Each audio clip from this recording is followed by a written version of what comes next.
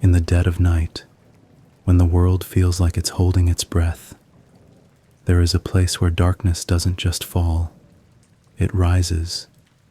It seeps from the cracks in the pavement, curls around lampposts, and pools in alleyways like oil. This is Black Hollow, a city that exists on no map, spoken of only in hushed tones by those who have somehow escaped its grasp. But escape isn't easy. Some say you can leave Black Hollow, but it never truly leaves you. It begins with the fog, thick, suffocating, and unnatural. It rolls into town without warning, swallowing everything whole. Streetlights flicker weakly against its advance before giving up entirely. The air grows heavy, pressing down on your chest until every breath feels like an effort. And then, you hear them. Whispers. Faint at first, almost indistinguishable from the wind, but they grow louder as the fog thickens. They call your name, not once, not twice, but over and over again, each repetition more insistent than the last. You try to ignore them, telling yourself it's just your imagination playing tricks. But deep down, you know better. Deep down, you feel their pull. I should know. I was one of the lucky ones, or so I thought. It started on a rainy Tuesday evening. I had been driving through what I assumed was just another desolate stretch of highway, trying to outrun a storm that seemed determined to swallow my car whole. Lightning split the sky in jagged streaks, illuminating the road just long enough for me to see the sign, "Welcome to Black Hollow." At first, I didn't think much of it. Just another forgotten town, probably abandoned decades ago. But something about the name made my skin crawl. Maybe it was the way the letters looked faded yet sharp, as if someone had carved them into the wood instead of painting them. Or maybe it was the fact that the sign stood alone, surrounded by nothing but dense forest and shadowy hills. Either way, I couldn't shake the feeling that I shouldn't stop. So naturally I did. The gas station wasn't hard to find. A single flickering light hung above the entrance, buzzing softly like an insect trapped in amber. Inside, the air smelled stale, like old cigarettes and spilled coffee. The cashier, a wiry man with sunken eyes and nicotine-stained fingers, didn't look up when I walked in. He just kept staring at the ancient TV perched precariously on the counter, static crackling across the screen. When I asked for directions out of town, he laughed, a dry, raspy sound that sent shivers down my spine. "You're already here," he said, his voice barely audible over the static. "Might as well stay a while." Before I could respond, the power went out, not just in the gas station, but everywhere. Outside, the streetlights blinked out one by one, plunging the world into darkness. Panic surged through me, but I forced myself to stay calm. After all, it was just a power outage, right? Nothing to worry about. Except, there was no storm anymore. No rain, no thunder, no howling wind. Just silence. And then came the whispers. They started faintly, like distant echoes carried on the breeze. At first, I thought it was just the trees swaying in the dark. But then I heard it clearly. My name. Spoken softly, almost lovingly, like a lover calling me home. I froze, heart pounding in my chest. That's when I noticed the shadows moving outside the window. Shadows don't move on their own. Everyone knows that. Yet there they were, twisting and writhing like living things. They slithered across the ground, pooling together to form shapes that defied logic. Hands reaching out, faces contorted in silent screams, mouths opening impossibly wide. I backed away from the window, trembling, but the shadows followed.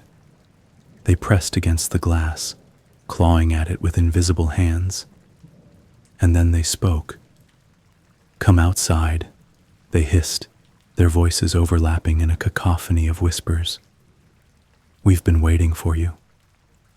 I bolted for the door, ignoring the cashier's muffled laughter behind me.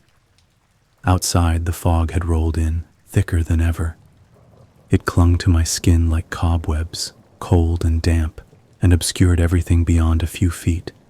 My car was gone, vanished. In its place stood a figure cloaked in black, its face hidden beneath a hood. It tilted its head as if studying me, then raised a skeletal hand and pointed toward the heart of the city. That's when I realized I had no choice. Whatever force controlled this place wouldn't let me leave. Not yet. Black Hollow isn't like other cities. Its streets twist and turn in impossible ways, leading you back to the same spot no matter which direction you take. Buildings loom overhead, their windows dark and empty, save for the occasional flicker of movement in the corners of your vision. Doors open onto rooms that shouldn't exist, filled with objects that defy explanation. Clocks tick backward. Mirrors reflect things that aren't there. And always, the whispers follow you. I wandered aimlessly for hours, or maybe days. Time loses meaning here, trying to find some semblance of safety. Every step felt heavier than the last, as if the ground itself was resisting my presence. The further I went, the more the city revealed its secrets. Abandoned storefronts bore signs written in languages I couldn't understand.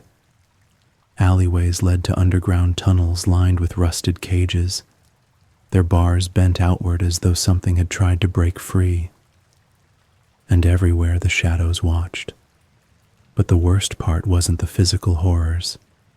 It was the memories. Black Hollow has a way of dredging up things you'd rather forget.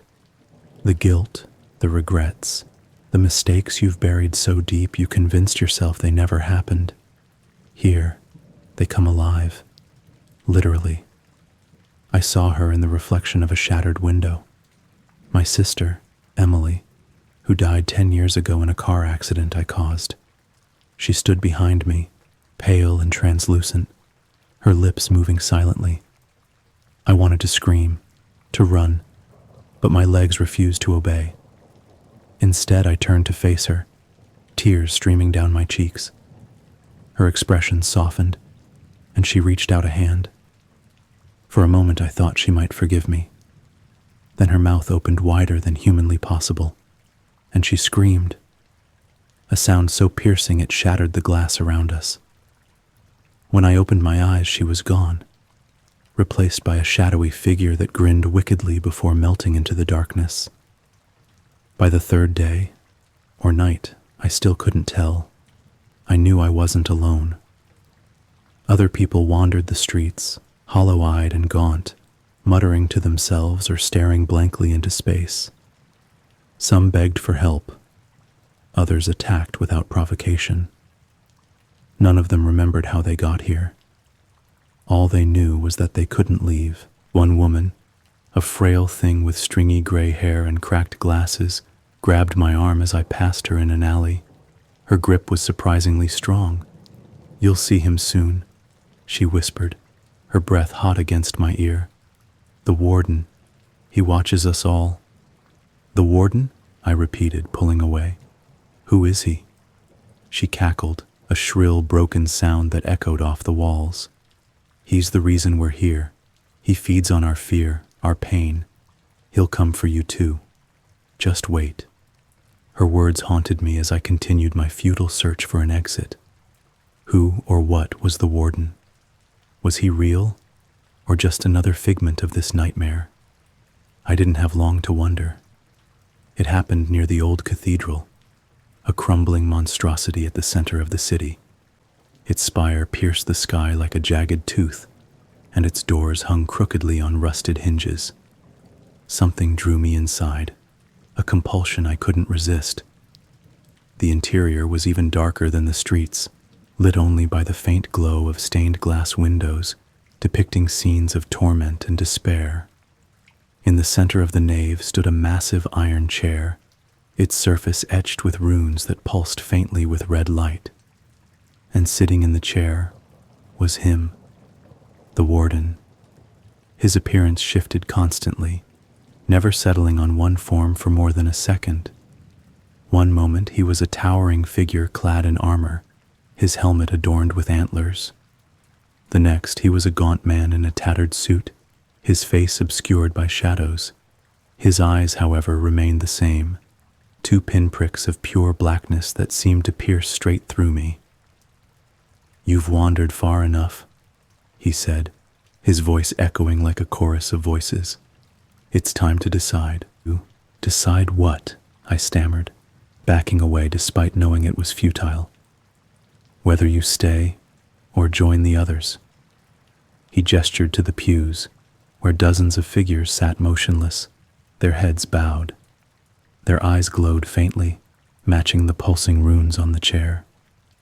"Serve me, and perhaps you'll find peace. Resist, and become part of the city itself." I wanted to fight, to scream, to do anything but submit, but the weight of his gaze crushed me, forcing me to my knees. As the shadows closed in, I realized the truth. Black Hollow wasn't just a place. It was alive, and it fed on fear. When I woke up, I was back on the highway, miles away from the city. My car was intact, the storm had passed, and the sun was rising over the horizon. For a moment, I thought it had all been a dream. Then I caught my reflection in the rearview mirror. Behind me, in the passenger seat, sat a shadowy figure wearing a familiar cloak. It smiled and whispered my name. There are places in this world that shouldn't exist. Places where the air feels heavier, the silence louder, and the darkness deeper. These are the places that call to you when you least expect it, luring you with promises of answers to questions you didn't even know you had. This is the story of Ashen Hollow, a village erased from maps and memories alike, a place where time doesn't flow but instead pools like stagnant water, waiting for its next victim. It begins with a photograph, an old faded Polaroid tucked into the pages of a dusty book you found at a thrift store. The image shows a quaint little village nestled between rolling hills and dense forests, bathed in golden sunlight. It looks idyllic, almost too perfect. But something about it unsettles you. Maybe it's the way the people in the photo seem frozen mid-motion, their faces blurred as if they're trying to escape the frame. Or maybe it's the faint outline of figures standing just beyond the edge of the trees, watching. Whatever it is, you can't look away. That night, you dream of Ashen Hollow. You wake up with the name on your lips, though you don't remember how you learned it. The urge to find this place consumes you, gnawing at the edges of your sanity until you can think of nothing else. Against all logic, you pack your car and set out, guided only by the vague directions scrawled on the back of the photograph. Follow the river until the road ends. Hours turn into days as you drive through increasingly desolate landscapes. The towns grow smaller, the roads narrower, until finally you reach the end of the map. Before you lies a narrow dirt path winding through an ancient forest, its trees twisted and gnarled like arthritic fingers reaching for the sky. You hesitate, but the pull is irresistible. You have to see what lies ahead. The first thing you notice about Ashen Hollow is the smell, a cloying mix of earth and decay that clings to the back of your throat. The second is the silence. No birds sing, no insects buzz. Even the wind seems reluctant to disturb the stillness. The village itself appears untouched by time, its cottages pristine and picturesque, their windows gleaming in the dim light. Yet there's no sign of life, no children playing in the streets, no smoke rising from chimneys. No sound of footsteps or voices, just emptiness. But then you hear it, a soft hum, barely audible, emanating from somewhere deep within the village. It's not unpleasant, almost melodic, but it sets your teeth on edge. You follow the sound, drawn inexorably toward the heart of Ashen Hollow. At the center of the village stands a massive oak tree, its branches stretching impossibly wide, casting the entire square in shadow. Beneath it sits a stone well, its rim worn smooth by countless hands. The humming grows louder as you approach, vibrating in your chest like a second heartbeat. Peering over the edge of the well, you see nothing but darkness, so profound it seems to swallow the light itself. And yet, you feel something down there, watching, waiting. Don't look too long, a voice says behind you. You whirl around to find an elderly woman standing a few feet away, her face lined with age and sorrow. She wears a tattered shawl draped loosely over her shoulders, and her eyes, milky white, unseeing, are fixed somewhere above your head. They'll come for you if you do. Who will? You ask, your voice trembling despite your best efforts to stay calm. The Taken, she replies simply, as if it's a title everyone should recognize. Those who linger too close to the well lose themselves. Their bodies remain, but their souls, they belong to the hollow. Before you can respond, she shuffles past you, muttering under her breath. Her words are fragmented, disjointed, but one phrase repeats clearly: feed the roots. Confused and more than a little frightened, you decide to explore the village further. Each house you enter is eerily preserved, as though its occupants left in the middle of their daily routines. Plates of food sit uneaten on tables, books lie open on desks, and beds remain neatly made. But there's no dust, no signs of decay. It's as if time has been suspended here, frozen in an endless loop. In one home, you discover a journal belonging to someone named Clara. Its entries detail her growing unease with the village, describing strange occurrences she couldn't explain. Whispers coming from the walls, shadows moving on their own, and dreams of the great oak tree consuming everything in sight. The final entry sends a chill down your spine. I've seen them now, the Taken. They walk among us, hollow shells of who they once were. I don't know how much longer I can resist the pull of the well. The roots are calling me, whispering my name. If anyone finds this, please, burn the tree. Your hands shake as you close the journal. Burn the tree? How could anyone destroy something so massive, so ancient? And why would anyone want to? As night falls, the village transforms. The golden light fades, replaced by an oppressive darkness that seeps from the ground itself. The air grows colder, and the hum from the well becomes a deafening drone. Shadows detach themselves from the buildings, writhing and twisting like living things. They converge on the oak tree, feeding into its roots like tributaries flowing into a river. And then you see them, the Taken. Dozens of figures emerge from the darkness, their movements jerky and unnatural. Their eyes glow faintly, reflecting the dim light of the moon. Some wear tattered clothes, while others are naked, their skin pale and translucent. They shuffle aimlessly, drawn inexorably toward the well. One of them stops suddenly, tilting its head as if sensing your presence. Its mouth opens impossibly wide, revealing rows of jagged teeth, and lets out a blood-curdling scream. Panic grips you as the Taken turn their gaze in your direction. You run, your footsteps echoing loudly in the silent village. Behind you, the horde gives chase, their cries blending together into a cacophony of agony and hunger. You duck into a nearby house, slamming the door shut and barricading it with whatever furniture you can find. For a moment, there's silence. Then the scratching starts. Fingernails scrape against the wood, accompanied by low guttural moans. You press yourself against the wall, clutching a broken chair leg like a weapon as the door begins to splinter under the weight of their assault. Desperation drives you upstairs, where you lock yourself in a small bedroom. Through the window, you see the Taken gathering below, their glowing eyes fixed on you like predators stalking prey. And then you notice the tree. Its branches have grown longer, stretching toward the house like skeletal arms. One of them crashes through the roof, sending shards of wood raining down around you.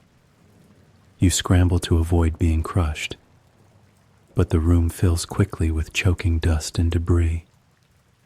As you crawl toward the window, you catch a glimpse of the roots beneath the house, pulsating with a sickly green light. They're alive, and they're spreading. By dawn, the village is gone. You wake up on the side of the road, miles away from Ashen Hollow, with no memory of how you escaped. Your clothes are torn, your body bruised and battered, but you're alive. At least you think you are. When you glance in the rearview mirror, you see it, the faint outline of the oak tree reflected in your eyes. Its branches sway gently, even though there's no wind, and deep within its roots, you hear the whispers again. They're calling your name. There are places in this world where the boundary between reality and nightmare blurs, where the rules of nature bend and break under unseen forces. These are the places that call to you, not with words, but with a pull deep in your chest, an ache you can't explain. This is the story of the Lighthouse of Drowned Echoes, a structure perched on the edge of a cliff overlooking a sea that never reflects the sky. It's said that those who enter its walls never return the same, if they return at all. It begins with a sound, a faint rhythmic tapping that echoes in your mind long after you've dismissed it as nothing more than the wind or rain. But the tapping doesn't stop. It grows louder, more insistent, until it becomes impossible to ignore. One night, as you lie awake, staring at the ceiling, you realize the source isn't outside. It's inside your head. And then you see it. A single beam of light cutting through the darkness, steady and unrelenting, like a pulse from another world. You don't know how you know, but you do. The lighthouse is calling you. You arrive at the coast after days of aimless driving, following roads that twist and turn without warning, leading you farther and farther away from civilization. The air here is thick with salt and decay, carrying the scent of something ancient and rotting beneath the waves. The cliffs rise sharply from the ocean, jagged teeth biting into the horizon. And there, standing alone against the endless expanse of water, is the lighthouse. It's taller than it should be, its silhouette distorted by the mist rolling off the sea. Its paint has peeled away in patches, exposing rusted metal beneath, yet it seems untouched by time. The light atop it flashes once every few seconds, casting long shadows across the rocky shore. Something about it feels wrong, unnatural, but you can't turn back now. The tapping in your head grows louder with each step closer to the structure. When you reach the base of the lighthouse, you find the door slightly ajar, creaking softly in the breeze. Inside, the air is cold and damp, heavy with the smell of mildew and seawater. A spiral staircase winds upward into darkness, its steps groaning underfoot as you ascend. Each step feels heavier than the last, as though gravity itself is working against you. The tapping grows louder still, reverberating through the walls like a heartbeat. At the top, you find the lantern room. The lens is massive, its glass panels cracked and clouded with grime, yet the light burns bright, powered by some unseen force. In the center of the room stands a desk, cluttered with papers and journals. You pick up one of the notebooks, its pages brittle and yellowed with age. The handwriting is frantic, almost illegible, but you manage to decipher fragments. They're in the walls. They whisper when I try to sleep. The light keeps them at bay, but for how long? I hear them now. They're singing my name. A sudden gust of wind slams the door shut behind you, plunging the room into near darkness. The light above flickers erratically, throwing the space into sharp relief. Shadows stretch and contort along the walls, forming shapes that shouldn't exist. Long, spindly limbs reaching out, gaping mouths opening impossibly wide. And then you hear it, singing. It starts softly, a haunting melody carried on the wind, low and mournful. The voices overlap, blending together in a chorus of despair. They're coming from below, from the sea. You rush to the window, peering out into the darkness beyond the lighthouse. At first, you see nothing but the endless waves crashing against the rocks. Then, slowly, figures begin to emerge from the water. They're humanoid, but barely. Their skin is translucent, their faces featureless, save for dark voids where eyes should be. Seaweed clings to their bodies, and barnacles encrust their arms and legs. They move with an unnatural fluidity, gliding across the surface of the water as if defying physics. As they draw closer, their song grows louder, more urgent.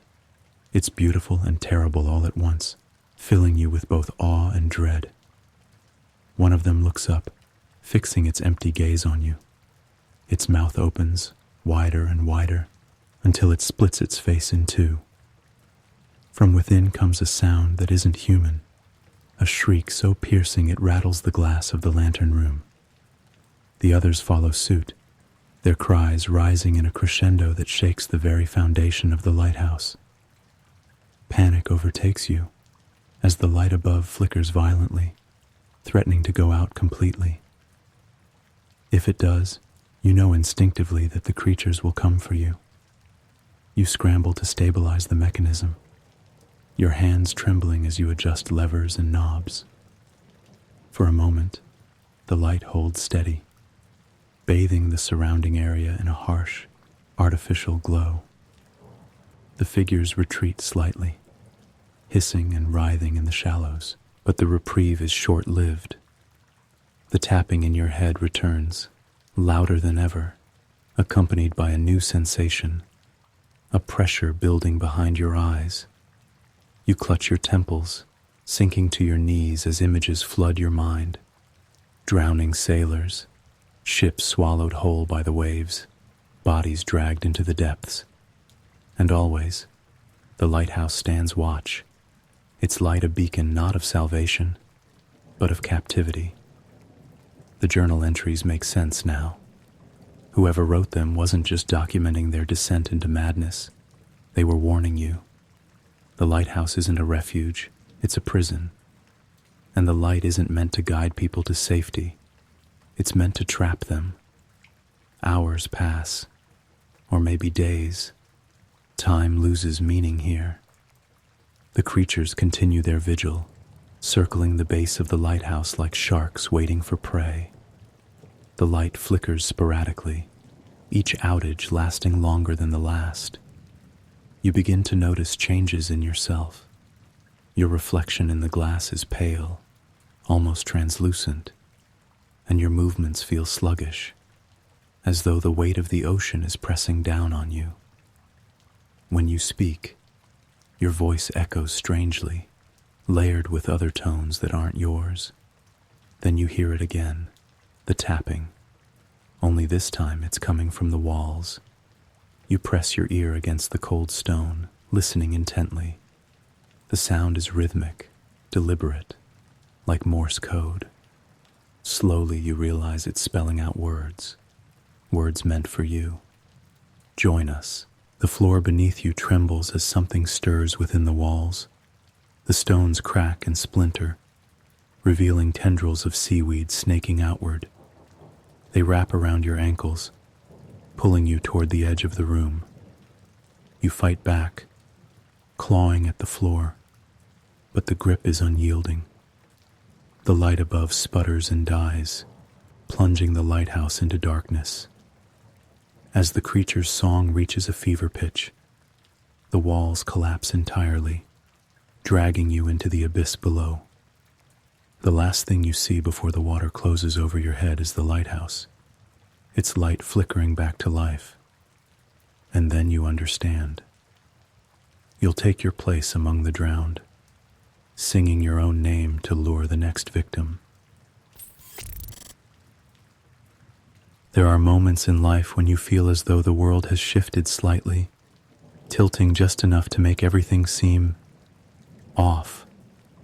A flicker of light that shouldn't be there, a sound that doesn't belong, a shadow that moves when it shouldn't. These are the cracks in reality, the places where something darker slips through. This is the story of the hollow train, a locomotive that runs on tracks no map can find, carrying passengers who never bought tickets and stopping only at destinations that don't exist. It begins with a station you weren't looking for. You're walking home late one night after missing the last bus. The streets are empty, the air thick with the kind of silence that makes your footsteps echo unnaturally loud. You turn a corner, expecting to see nothing but more pavement and streetlights. And instead, you find yourself staring at an old train platform. The sign above it reads, Ashcroft Station, though you've never heard of such a place. The building itself looks like it was abandoned decades ago, peeling paint, shattered windows, and weeds growing between the cracks in the concrete. But the strangest part is the train sitting on the tracks. It's sleek and modern, its metallic surface gleaming under the dim glow of the single overhead lamp. There's no conductor in sight, no announcements over a speaker system, just the faint hum of the engine idling patiently. Against your better judgment, you step onto the platform. The doors hiss open automatically, inviting you inside. You tell yourself you'll just take a quick look around, maybe ask someone what this train is doing here. But when you board, you realize the carriages are already full. Passengers sit silently in rows, their faces pale and expressionless. Some stare blankly ahead. Others have their heads bowed, eyes closed as if sleeping. None of them acknowledge your presence. The seats themselves are worn and faded, yet strangely warm to the touch, as if they've absorbed the heat of countless bodies before yours. You choose a spot near the window, trying to ignore the unsettling feeling creeping up your spine. As soon as you sit down, the train lurches forward without warning. There's no announcement, no jolt of acceleration, just a smooth glide into motion. Outside the window, the cityscape blurs past, then fades entirely, replaced by endless stretches of darkness punctuated by flashes of unfamiliar landscapes. Forests of skeletal trees, oceans frozen mid-wave, cities built upside down, their skyscrapers hanging precariously from the sky. And always, the hum of the engine grows louder. At first, you try to convince yourself this is some sort of elaborate prank or experimental ride. Surely the train will stop eventually, and you'll be able to get off. But as the hours, or minutes, pass, unease settles in. The other passengers remain eerily still, not even shifting in their seats. Their breathing is shallow, almost imperceptible, and their skin takes on a grayish hue under the fluorescent lights. Then you notice the whispers. They start softly, barely audible over the hum of the engine. At first you think it's just the wind rushing past the windows, but the voices grow clearer the longer you listen. They're fragmented, overlapping, speaking in languages you don't understand. But every so often, you catch snippets that send chills down your spine. We were promised.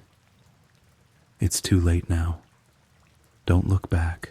You glance at the passenger beside you, a young woman with hollow eyes and hair that seems perpetually damp, as though she's been caught in a rainstorm. Her lips move slightly, forming words you can't hear. When you lean closer, her head snaps toward you, and her mouth stretches impossibly wide, revealing rows of jagged teeth. She lets out a guttural scream that echoes through the carriage, shaking the windows. Panic grips you as the other passengers begin to stir. Their movements are jerky and unnatural, like marionettes controlled by unseen hands. One by one, they rise from their seats, turning to face you. Their eyes glow faintly, reflecting the dim light, and their mouths open in unison, emitting a chorus of unearthly wails. You bolt for the nearest exit, but the doors refuse to open. The train speeds up, the scenery outside becoming a chaotic blur of colors and shapes.